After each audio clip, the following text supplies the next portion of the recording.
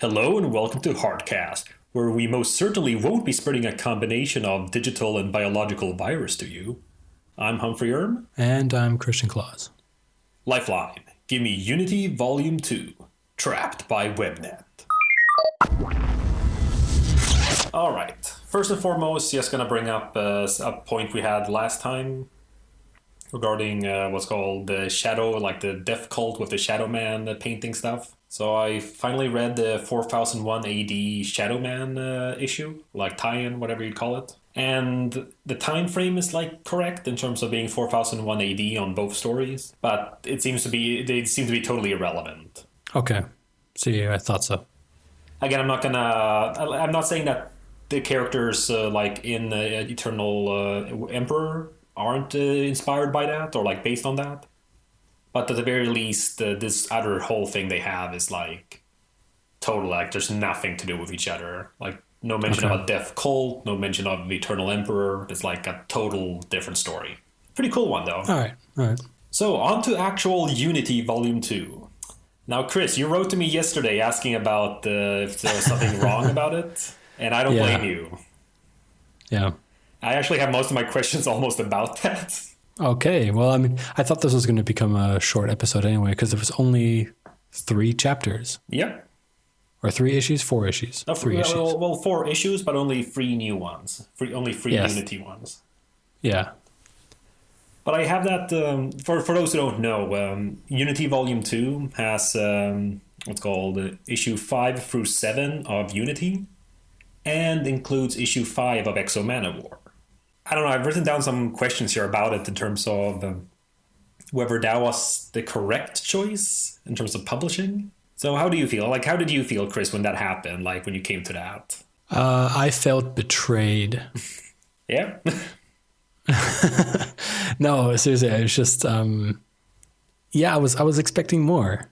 I mean, I was getting really into the story, and I got to the end, and then I was just like, wait, is this it? Is there something go wrong with the PDF that I downloaded, or what's going on here? Is something must be wrong?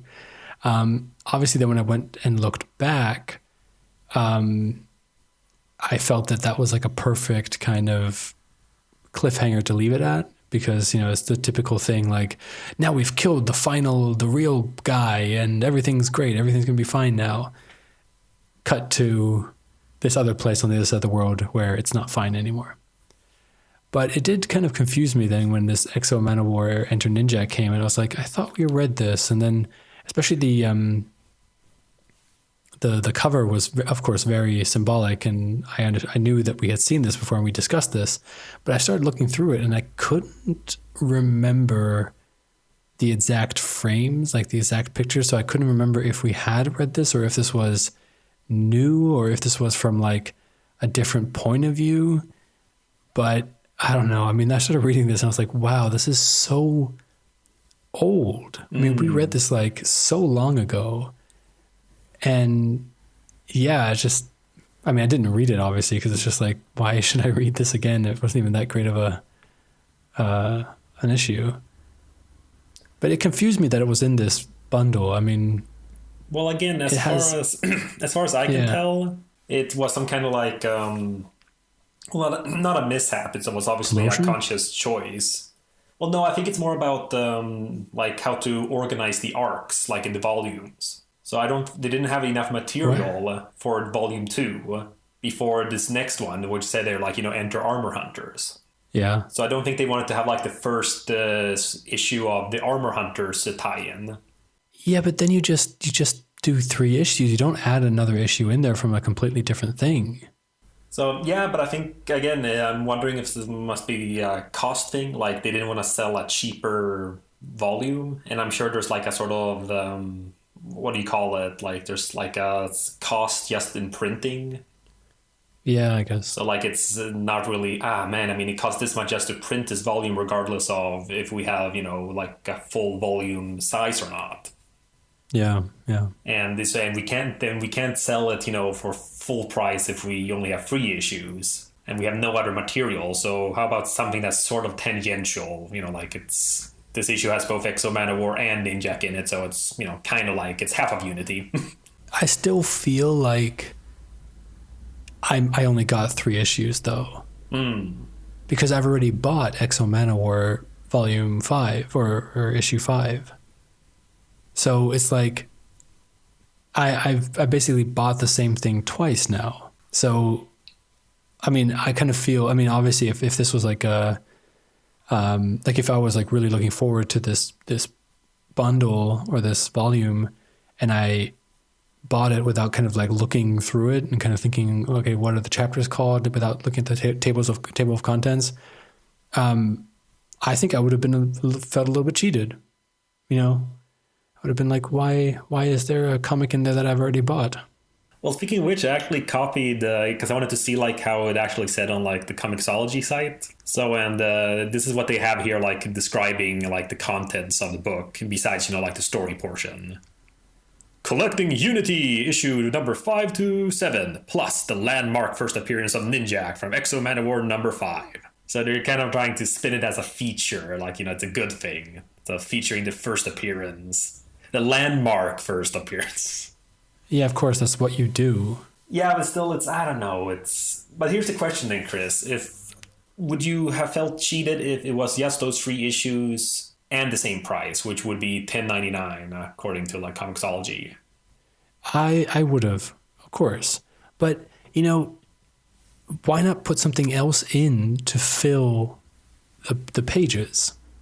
Why not maybe use this extra stuff to promote new artists? Like, get a bunch of like really young artists, pay them somewhat of a minimum wage kind of thing, and everyone has to, like, there's one story that's written about just like just a Unity kind of like hanging around the house kind of thing, you know what I mean?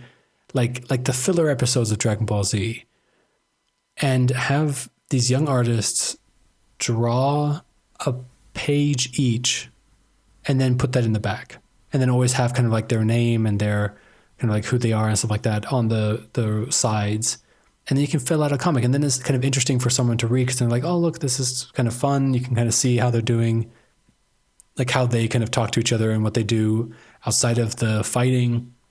And you get to see new artists, and maybe you find someone that you really like, and then you follow them, and maybe they find some new artists that they want to use or whatever. That might be fun. Or even like something that's also very popular in the film business is always those scripts.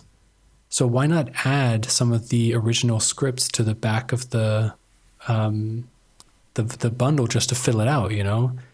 Or fill out with some, like they do that with some other graphic novels as well. They add the scripts and then some of the notes that the editors make and stuff like that, just so that people kind of get this feeling of the process.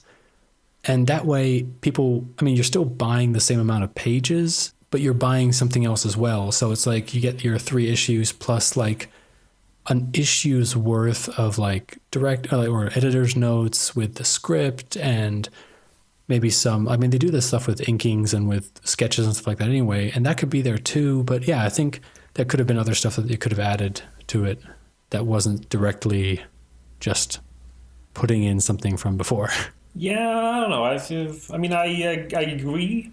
You know, and I also like seeing that stuff. I especially like the things they do have in some of the later volumes. I think they had it in the Valiant when we read that. They had those like freeway like process on the page. You know, you had like the sketch on the left, ink in the middle, and then color, like final color on the right, along with all these text boxes with whoever it was doing commentary.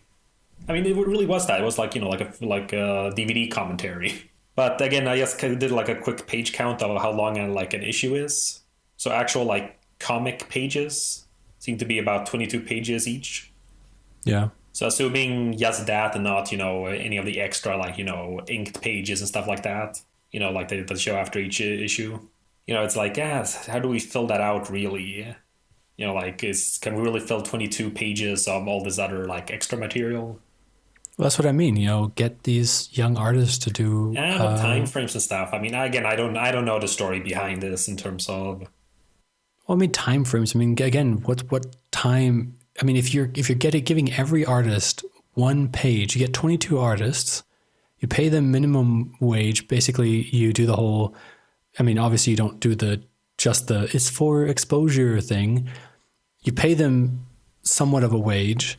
You give them a script. You let them draw it. I mean, one person drawing one page, they could do it in a week, half a week actually. And then you have 22 people working on it simultaneously. They're all done within 3 days, and you have yourself an issue that you can bring out. An interesting issue where everyone is kind of like this artist alley of comic book issues. Yeah, no, I mean, again, I would have loved that. That's true. But I don't know. I'm thinking organizational issues with this, especially if they're all sort of like amateurs or just kind of like newcomers. Might be hard to keep track of 22 different artists for one single issue. I don't know. I mean, you gotta think about this. This is like, well, not a huge corporation, but these are people who are managers. They are like actual managers, and you just give some people. Like you give one manager 4 of them, the other person 4, the other person takes 8, whatever. I mean, I don't think this is like an impossible thing to do. And I think a lot of artists would be so giddy at the idea of being able to be published in a, I mean, yes, I mean, again, it's not DC or Marvel now, but you know what I mean? This is something that you're going to get published in, and you do get a lot of exposure from this. And I think, that would be a great idea just to fill out, again, just make a filler episode basically, so you can fill out the issue, the bundle at least with something new, so that people who buy it don't feel somehow cheated when they buy something that they've already bought. Yeah, no, it's I don't know. It's honestly what I would have preferred is just free issues and a lower price point. Yeah, but you basically said before that that's unrealistic because they probably have some sort of price that they have to meet. Oh, I agree, but still, that's the to me personally, in an ideal world, or what we would say. Though, Then again, if I want to talk ideal world, I guess I'd just say that I wanted an extra issue. Exactly. So, in my realistic ideal world. So I don't want to be too hopeful in my ideal world. Just don't want to get crazy with my ideas. So yeah, but we kind of went through. I'm not sure why I wrote it down as 3 questions here, but we basically went through all of these what's called concepts like that I was asking about in them. So I guess that's enough about the publishing choices of Valiant. So ignoring then this weird what's called rerun. What do you think of the actual arc? I actually really liked the story. I mean, I was really excited about the story. It just sounded pretty good. I mean, I like the idea of this whole 2-pronged attack, I guess they call it, like where you have the virus and then you have to read that code, which again, I didn't really understand the whole thing. Like, I don't know, when Dr. I guess Silk, his name was? Yeah, Silk. When he was talking, I completely glazed over. I did not understand what he was saying. I read it a couple of times and I just did not get it. I mean, he was talking about this girl that he liked, and then suddenly he was talking about a virus, and I'm just like, what? And then he talks about how Livewire is immune, but I wasn't sure if it was like because of like her powers or if it was if all psiots are somehow immune to it, or I don't know. I mean, it was just so weird, but the Ninjak wasn't affected by it, but I don't know if he ever read it. I don't think he did, because when they did come in, she told him to not look in that sense, so I guess they didn't catch it. Yeah, I don't know. It was so confusing. I mean, those 3 or 4 pages where he was just explaining his evil plan. I just had no idea what was going on. It's just way too much between the stuff with the woman and then his little virus thing that and then he was also cloning himself, and it's just like, what? You're doing way too much shit. And then it got very it had a lot of elements, a lot of different cool concepts, but it felt a little bit too much of every, these could have been separate concepts, separate exactly. Stories. Yeah. The whole, a man who clones himself, and has kind of has to save his original body because otherwise it degrades. That's a cool concept. and then this whole like visual virus thing. Like that's another cool concept. You didn't need to have both. Right. And then of course the whole thing that girl we meet and the that girl that we meet is then also somehow the girl that he loved, like was a clone of her or something. Yeah, it gets weird. It's just, and then she was fighting back and trying to find him and kill his clones. And oh God, it was really complicated. I mean, there was a lot of really cool concepts. I did like the whole idea of Gilad kind of holding Eric back, kind of keep telling him to, no, don't attack. These are civilians. These are people. They don't know what they're doing. They're being mind controlled or whatever. I liked that. Yeah, it was fun. But since on that note, though, since you're mentioning that, what's your thought there in the beginning of the second issue? You know, with the whole like little dilemma when they're caught in that like cylinder thing. Yeah. And it's all like, no, he said all those people would die if we broke out. So, it's a bluff. And then they do it, and then, holy shit, he was right. He wasn't bluffing. Yeah. What's your thought on that? I'm mixed with it. Like, I liked it because I like it when there's consequences, even if they're just nameless, civilians. But I kind of felt like it didn't have much impact after that. I mean, there wasn't like even like an angry Gilad on Ninjak or something going like, I told you, it's like there was no like moral dilemma. It was just kind of like, well, crap. Oh, well. Yeah, well, because there was no other option, really. I mean, and also, honestly, you don't know if all these people died because of the explosion or because of them, freeing themselves, which also I don't even understand how that would work.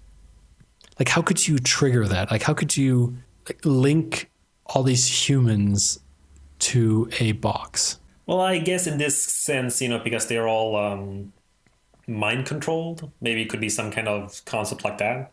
I don't know. I honestly think that he has killed them anyways. The clone there killed them all anyway, and then was going to blame it on them when they escaped because he knew they were going to escape.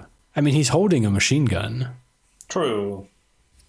And these people were all mind controlled, so he could have just made them all shoot themselves. I mean, he doesn't need them right now. I mean, I don't know what his plan was. I mean, he's just a clone, so he doesn't care if he dies, So this could be like a whole thing that he could use like as a political thing, like be like, look at these three heroes. They're supposed to be your heroes, but what do? They massacre an entire group of people. They don't care about other people. They just care about themselves. That's what I was thinking, because I can't. I mean, I know this is a whole science fiction thing and stuff like that, but without seeing that there was an actual connection between the explosion that they caused and then all these people dying, I don't think that I don't think that it was their fault. Yeah, no, I don't know. It's for me, I just kind of feel because of Gilad making a big point before, I just felt he should have had some kind of more reaction to it. Like, he had this like moral qualm about it. So I just kind of feel like something that doesn't have to be like a whole brooding thing and like bitching at Ninjak throughout the rest of the issue. There's something a bit more about him, like, so, I told you, Ninjak, or like. No, but that's just shitty. I mean, that's just shitty as like a person, as a teammate, all that kind of shit. I mean, you've never played like an actual like a sports. You weren't like in a team or something like that. But if you tell your whatever best shooter not to take that 3-pointer in the last second because you're ahead anyway or whatever, and he does anyway, and then he doesn't hit and he actually misses, you don't go up to him and be like, "Look, man, I told you so." You don't do that shit, because that's not teamwork. That's not that doesn't help anyone. It makes you sound shitty. He already knows that he made a mistake. Like, he already knows that you were right. But if you rub it in his face, that just makes you an asshole. So I think it's actually good that Gilad just let it go. I mean, Ninjak probably feels bad enough as it is. You know what I mean? If it was Eric's decision to do it, Gilad would have maybe said something to him, but not in a kind of like told you so kind of way.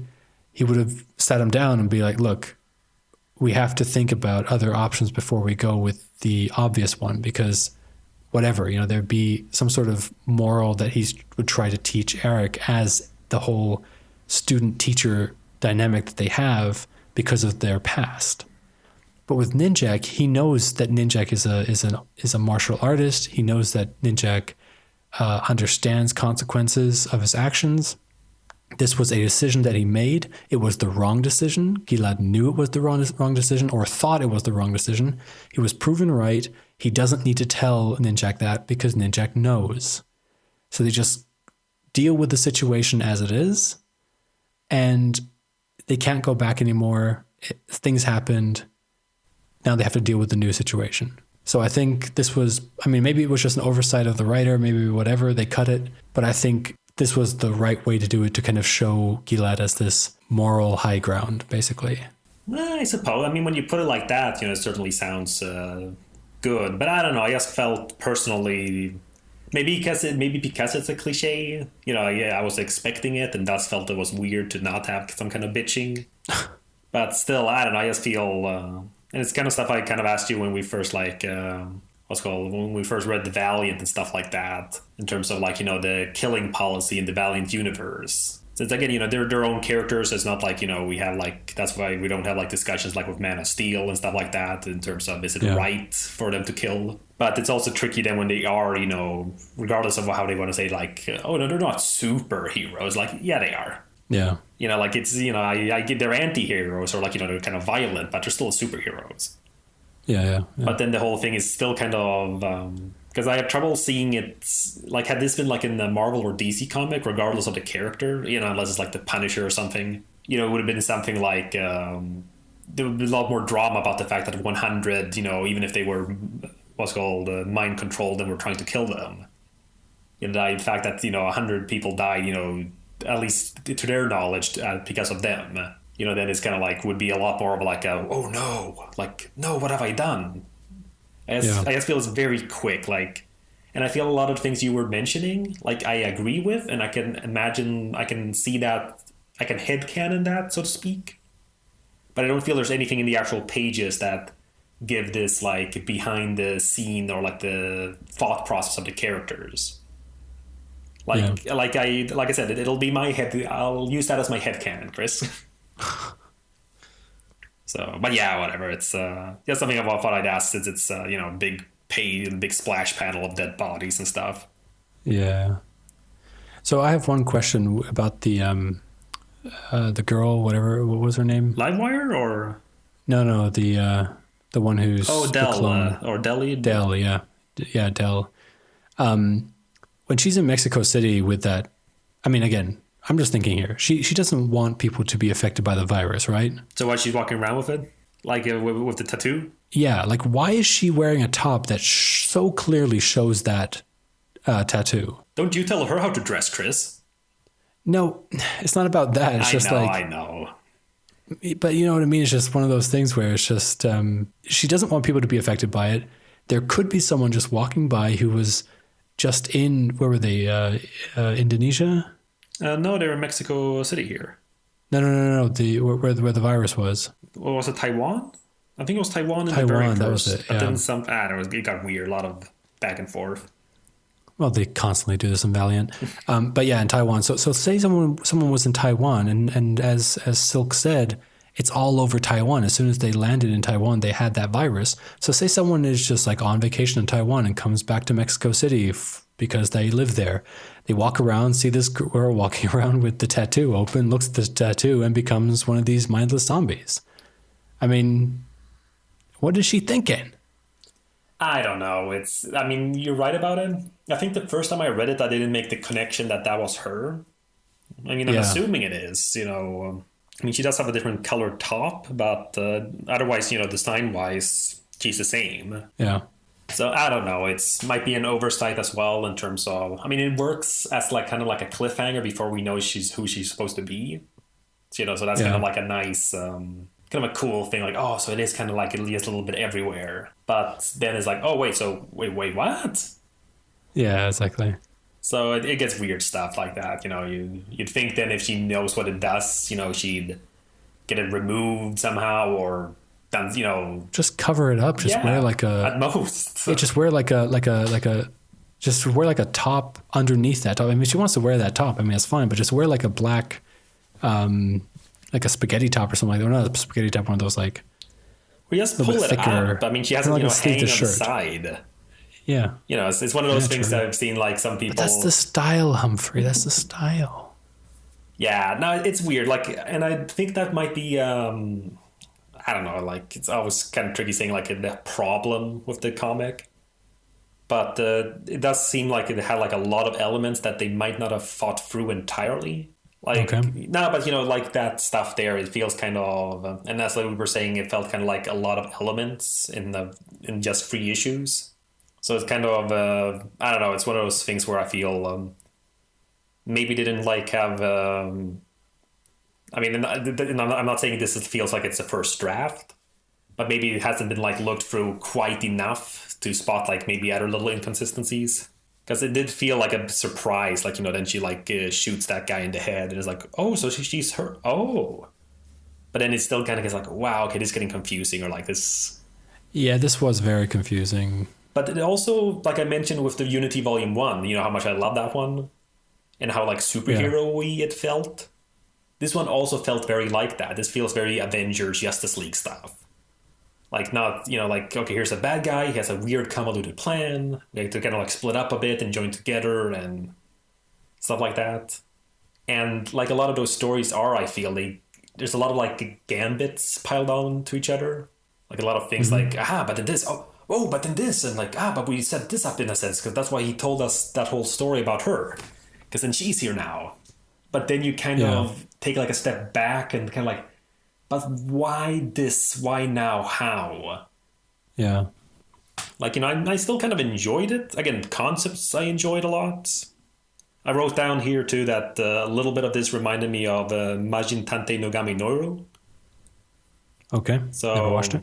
Yeah, no, so it's it's a manga and anime. It's pretty cool. But the main thing was they had this arc where they had this electronic drug, which was just like this video that when you watched it, it basically affected your brain and gave you all these highs, as well as like mind controlled you. Well, it's this kind of like similar thing here, the fact that it's not, there is this thing in the air that he has, this actual microbe. The fact that it's something that's visual that you see that gives you a disease, I thought it was kind of interesting.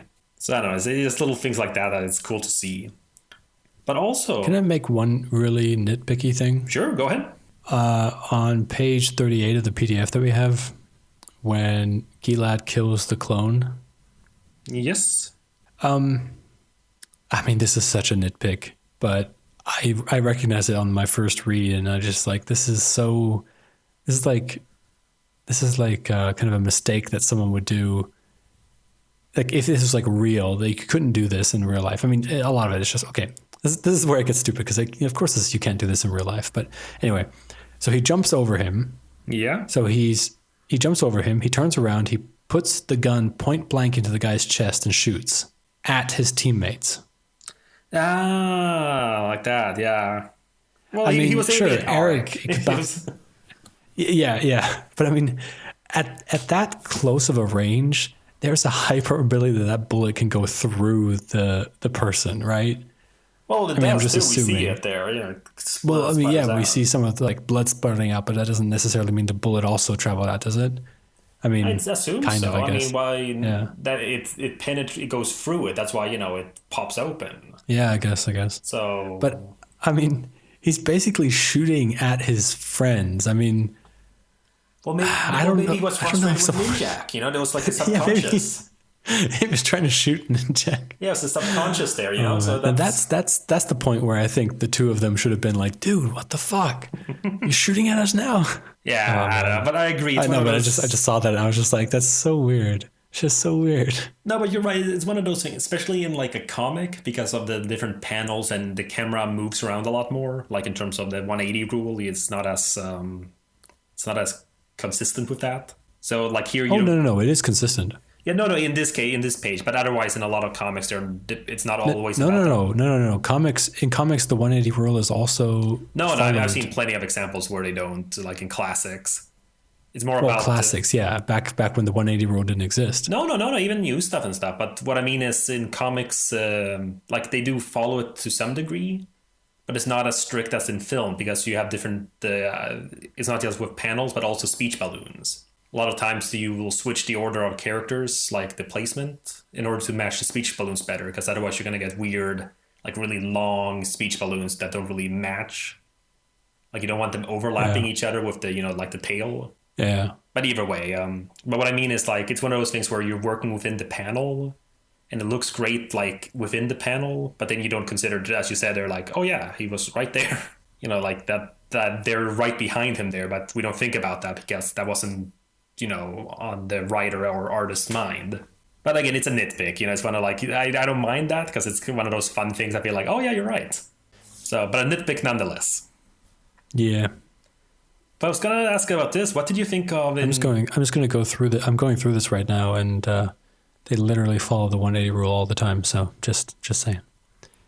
So yeah, again, it's a lot of them do, but again, I've seen plenty of examples myself where they don't. So can you tell me a little bit more about the first Unity group? Great. I was just about to bring that up. Well, again, this is just world building. Like this, like I mentioned before, there was no Unity group in the first Valiant universe. So Unity was that event I've told you about many times where yeah. And here they just decided to call their like superhero team that. And so it's like there's no precursor for this besides Gilad being, being part of these kinds of things. So who are these people? I mean, obviously the one of them is Bloodshot. Well, and again, and it's not our Bloodshot, it's just nanites. No, of course not. And then the guy on the top, that's Iron Man. Yeah, that's very... I think the idea is just to kind of give, what's called, from what I can tell, like atomic-powered armor.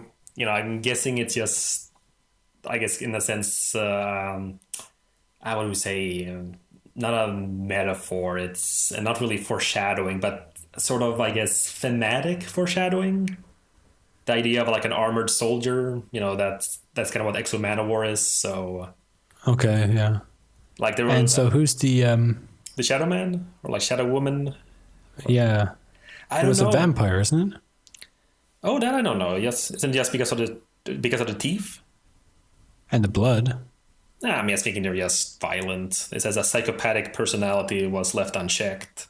Yeah, I mean, if you have those teeth and then the blood all over your face, I assume that she just drank blood out of someone. I don't know. I don't think so. And again, it's not a character that I think has been like present before. I think this is just an attempt to, well, it sounds kind of mean like saying it's just an attempt to, but it's a manner to kind of do some world building or like some history building. Because again, Valiant doesn't have the whole history that DC and Marvel has. Yeah, no, but I mean... So they're just trying to kind of do you know who that is? No, I was wondering that myself too. But I'm assuming it's one of the Shadow Men. Because. But can Shadow Men be women? I'm not sure. I mean, it's it's one of those things you're not. It must be a man because it's a Shadow Man, or no, not because of that. But don't they say something about it? It travels through the male lineage in one of the comics. I can't remember that, so might very well be. I don't know. I thought it was something like all the men in this family become the Shadow Man or whatever, something, or it skips a generation. I can't remember what it was. Maybe. I mean, it could be a cool thing to see, could be an interesting character to have then, someone maybe who, a sister who stole it from the brother or something. Yeah, maybe. But I don't know. And this is also one of those things where now I'm, now it's actually, Valiant's now gotten to the point where you can actually start asking these questions about, wait, is this canon anymore, or is this something we should forget about or not? Because as far as I can tell, this Shadow Man is never brought up again. Like from what I've been able to read. Jesus. And I've read all of Unity, all of Exo Manowar now, all of Shadow Man, and it's and guys, I totally forgot about this portion of this book. So first I was kind of, oh yeah, cool, yeah, this is the whole nanite thing, yeah, nice. And then I can't remember at all there was a Shadow Man. So it kind of feels like this would be like a seed for a story. But as far as I can tell, it has never been shown. Honestly, this is a question if we ever get to talk with Matt Kint or something, the writer. Yeah.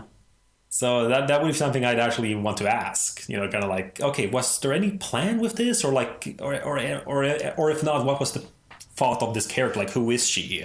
Like, is she the Shadow Man, or is it someone who has similar powers and has taken on the persona? Because looking at it too, you know, besides the like mask, you know, and then the weapons, there's nothing really supernatural going on from what we can see. Well, I'm on the Valiant Wikia right now, and it says here that other characters are the Supreme Fighting Force, which is Armored Dude, Bloodshot, and Shadow Man World War II. And there's no link to Shadow Man World War II.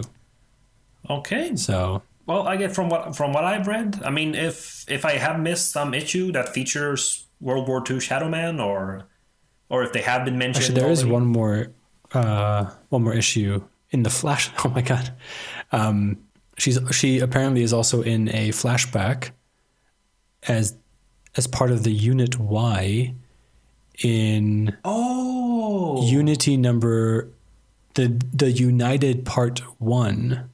Oh, okay. Unity Volume 212? What? The United Part 1. Unity Volume 2, Issue 12. Not quite sure what that is. Maybe it's the deluxe edition. I don't know. It says it came out in November 2014. Oh, okay, no, but that's true. They do have some. There's another volume where they do show like earlier like unities. So, but I think it's like either the 4th or 5th volume. Okay. And what's called? They might have appeared there too. I might take a peek there just after this, just to make sure. It's weird because it's like literally, she's in. I mean, if I'm on the Wikia here, it says Unity Volume 2, Issue 5, and then she's in Unity Volume 2, Issue 12. And there is no Issue 12. You know, we only have an Issue 5 of Exo-Manowar. Right. Well, the thing is, like, that's kind of what I'm wondering here.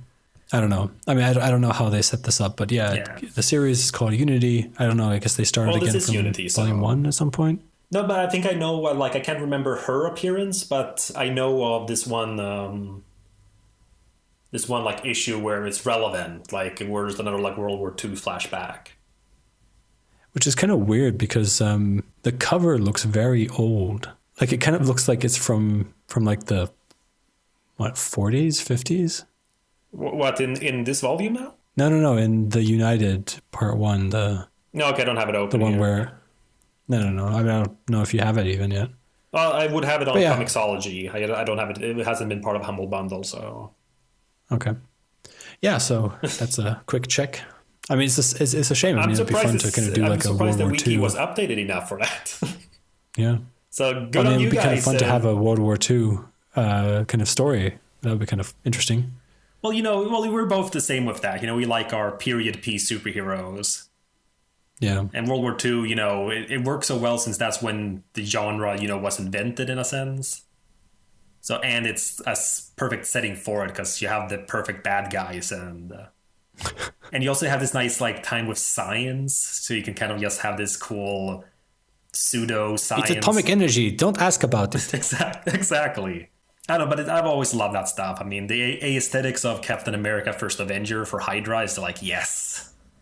Yeah. You know, it's like and I think in a way because of that, because it's already dated, you know, like on purpose. It feels very timeless, like the designs. None of it feels like, we can tell it's a 2010 movie because these designs were so popular back then. Yeah, it's like no. This feels like this. If they did have this technology in World War II, this is what it would look like. But anyways, so but that's again, there are quite a few little talking points in this book. I feel so, but what's called. I was going to bring up some little trivia regarding Silk as well. He is actually an original Valiant villain, like from the original universe. Was he just as complicated in that one as it is in this one? Not from what I read, though I haven't read everything with him. He's a Ninjak villain there, though. Oh, they didn't just push it out all in like 3 pages? All of his backstory and everything that he's doing? Not that I can remember. I do have the Valiant Masters Ninjak edition, which has like I think the first 8 issues of the Ninjak. So, but he like showed up like in the first issue there, and I think he showed up like as kind of like the mastermind in the other ones. So, but it's I don't know. It's but I kind of liked him a lot in this because, again, villains are so important for these stories. And they've had some certainly in these issues, like in these volumes. I mean, the Harada, for instance, amazing villain. Since we don't know if he really is one, and stuff like that. But I don't know. I guess kind of like yes, we need a rogues gallery. So, and I feel like Silk, especially with then the cliffhanger, it helps. Helps build the world and give the writers, like future writers, a lot more material to work with. Yeah, it wasn't like with other villains who just died within the bund or within the volume that they were introduced, Exactly. So, but it's also, of course, it gets into that whole issue with, it's something I really liked, and I know you don't like Spawn so much, but I like that Todd McFarlane, I think it's in issue 5 of Spawn. He made a point about the whole problem with the Joker, like with having a character like that who the hero lets live and they just get to keep on killing. So he had like this what's called child murder, like just really like this like totally awful person who gets away on technicalities. And it's his first appearance and Spawn kills him. It's over and done with. Yep. Yeah. So I mean, he shows up in hell later, but that makes sense, I guess. Oh, of course, yeah.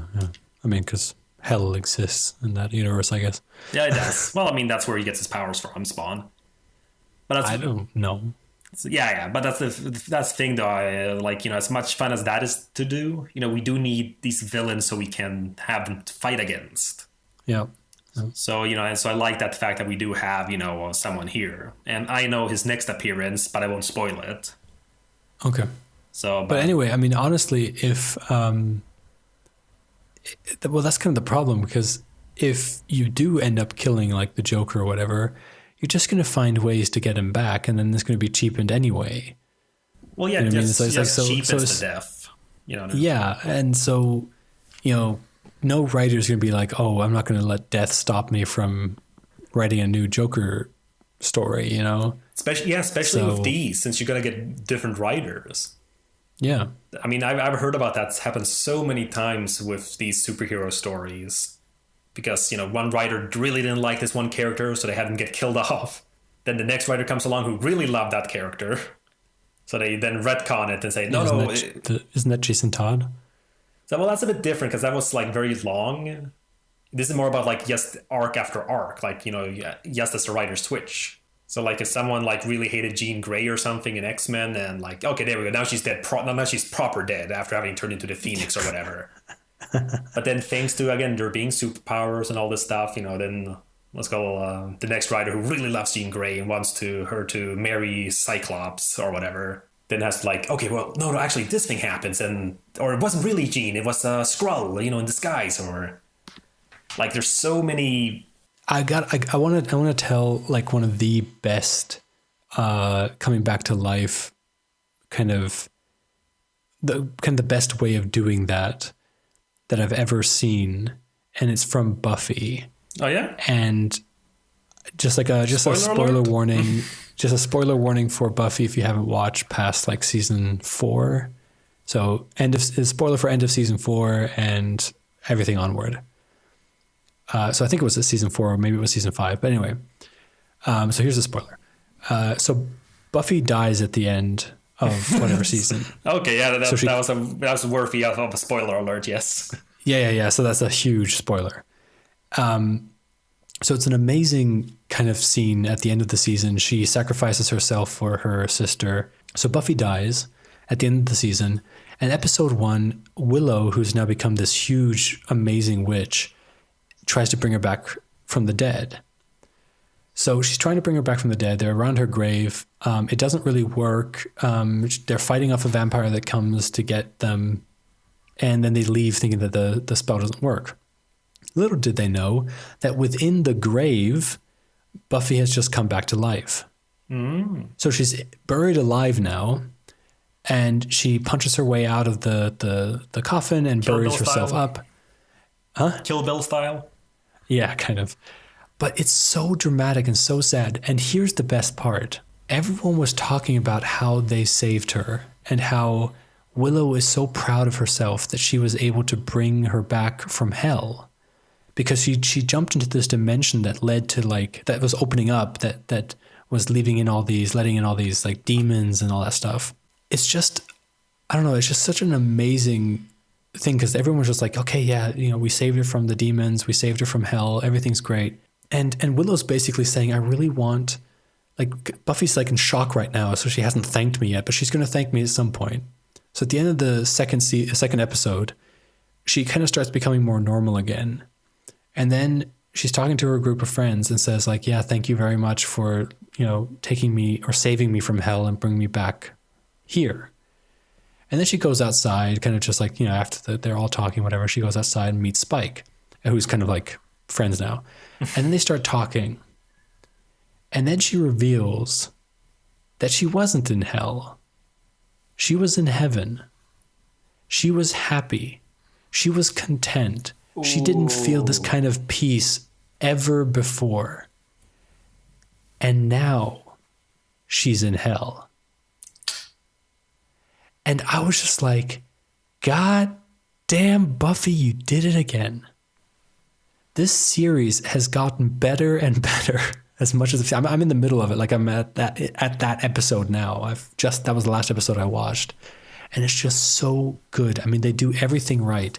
They introduced this kid sister, like, you know, the thing that makes it so horrible. I mean, why are we talking about Buffy? I'm sorry. I've talked about like for 5 minutes now. That's quite long, yeah. I mean, I got the point of it, but still, it's very tangential. But yeah, what I mean is just that, yeah, I mean, maybe I can cut this all out, but it's just, yeah, they do so much right in that series. But yeah, so we're not a Buffy episode, Buffy podcast.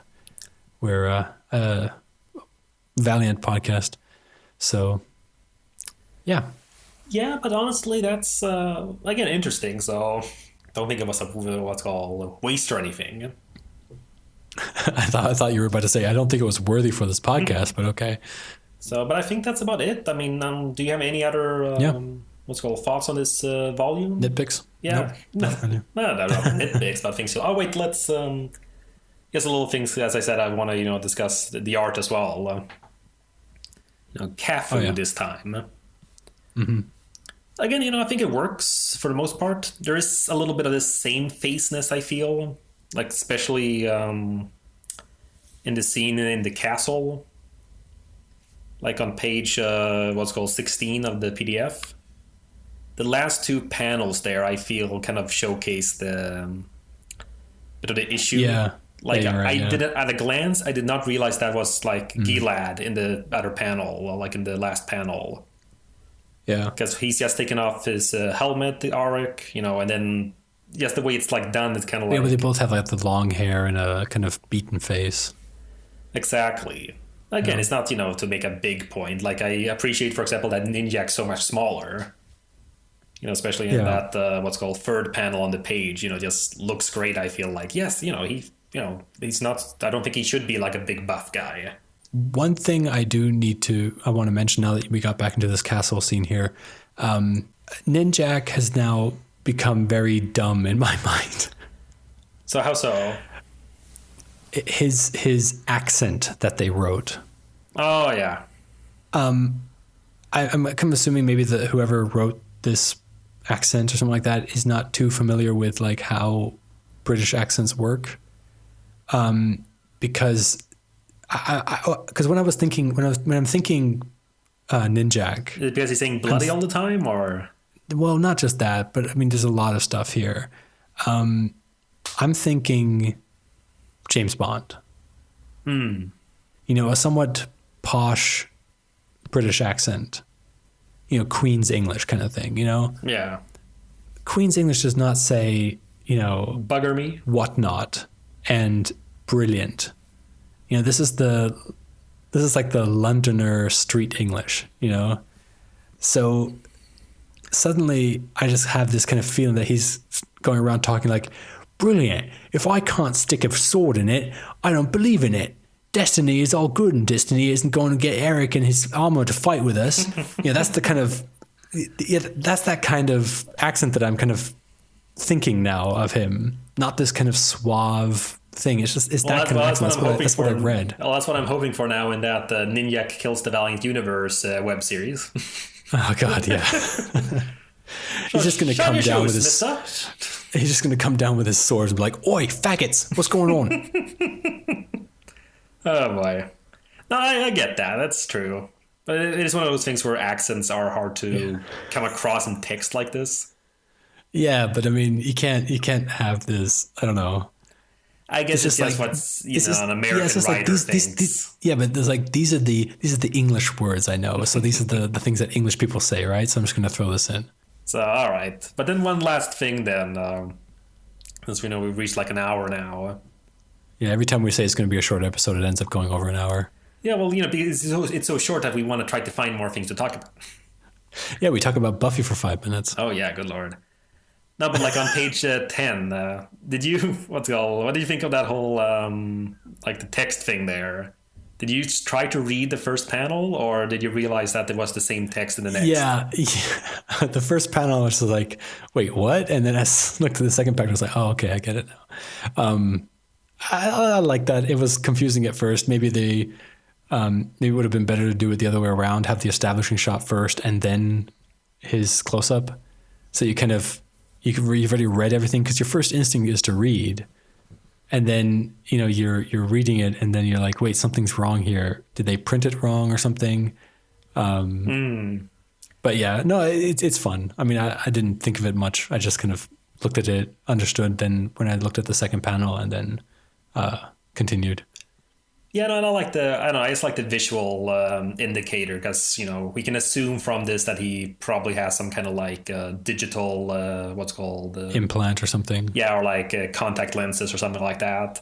Yeah. That's just giving him a UI of everything. But it's again one of those things where it helps, it's not just, it helps kind of put it into the actual story. It's not just, which is very common in any comic, just having little caption boxes giving you quick information. Like in Detective Conan, for example, they always kind of come up with age and, occupation or whatnot, when a character is introduced. Oh, you mean Detective Conan, yeah. Yeah. When you said Conan, I just thought Conan the Barbarian. At least you didn't think Conan O'Brien. Yeah, I was actually thinking like, wait, what age? And then I started thinking Conan O'Brien. I can't believe that Detective Conan was like the furthest thing from my mind. So, yeah, no, but I just like stuff like that when it's... tries to explain things that like, oh no, it actually is there. Like, I think it's called painting the medium, at least on TV tropes, when the characters are actually kind of, in a sense, made aware of things that we normally ignore. Yeah. Like, there are no speech balloons, it's just an indicator for us to what they are saying. Wait, you don't see speech balloons when you talk? Nope.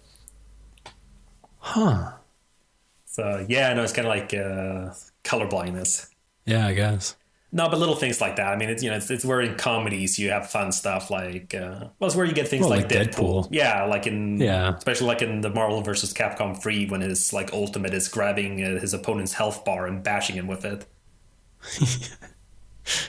So, but yeah, stuff like that, it's the...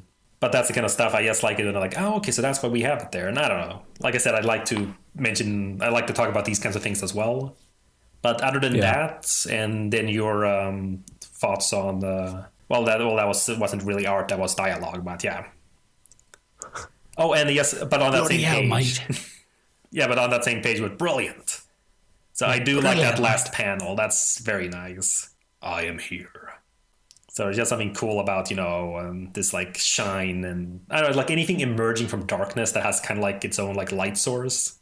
Yeah. There's just something cool about that. It's kind of like... Yeah, it is. Yeah. So, but and otherwise, it's a very kind of... I've used that word before, standard, just like a standard quality. Because there's nothing besides a bit of this whole same face stuff. Which again is only except for that one portion I mentioned, it's not really a problem. Mm-hmm. But other than that, it's like no, it's well drawn. It's also doesn't feel cheated or anything. Definitely put a lot of effort into it. Yeah. So, but yeah, it's nice artwork. Oh, and I did really like that one variant cover in the back for Unity number 6 on page 112. Oh yeah, that's a really nice one. So I almost feel, I mean, obviously I get that why you need to have the characters there, but I don't know, I guess kind of like the simplicity of the shapes. So I kind of feel like having those full figure bodies almost kind of ruins the abstract art of it. Yeah. But it's so nice. Just, not really relevant in terms of the story, but it's just such a nice image. All right, then. I guess we can leave it at that then. It's...